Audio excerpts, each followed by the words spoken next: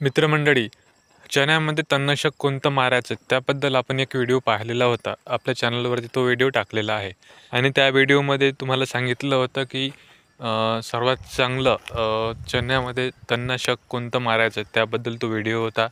आणि त्याचसोबत ते कशाप्रकारे मारायचं आणि किती माप त्याचं टाकायचं त्याबद्दल त्या व्हिडिओमध्ये माहिती दिलेली होती. तर आता ते जे फवारणी आपण केली होती, आता तुम्हाला सांगितलं होते की किमान 20 दिवसानंतर तुम्हाला त्याचा रिझल्ट पाहायला मिळतो.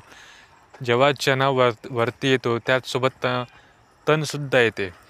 तर आता तुम्हाला ते मी दाखवणार आहे. तर त्या औषधाचा आपल्याला फायदा झाला की नाही, आता त्याबद्दल हा व्हिडिओ आहे. तर मित्रमंडळी, तुम्ही पाहू शकता, हा आपला चणा आहे. या चण्यामध्ये तुम्हाला तण कुठे दिसत आहे तुम्ही पाहू शकता. चणा निघालेला आहे, हे बघा.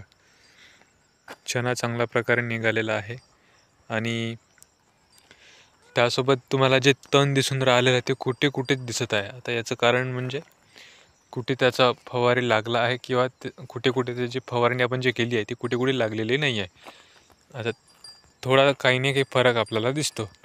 तर तुम्ही पाहू शकता, चणा चांगल्या प्रकारे निघालेला आहे आणि त्यासोबत जे तण आहे ते खूप कमी प्रमाणात, तुम्ही असं पकडू शकता 3% तण तुम्हाला ह्या चण्यामध्ये दिसत आहे.